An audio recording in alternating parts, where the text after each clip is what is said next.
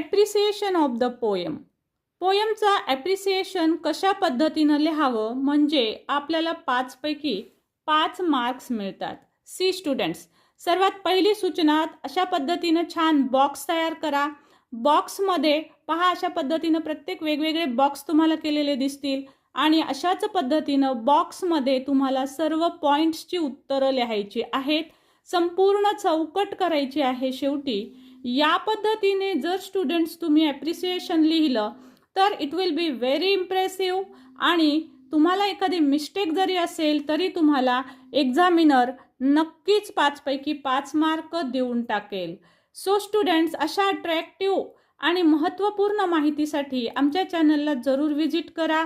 वेगवेगळे व्हिडिओज 10वीच्या विद्यार्थ्यांसाठी, बोर्डच्या विद्यार्थ्यांसाठी तिथे अवेलेबल आहेत. लिंक डिस्क्रिप्शन बॉक्समध्ये आहे. जरूर चेक करा. Thank you so much for watching.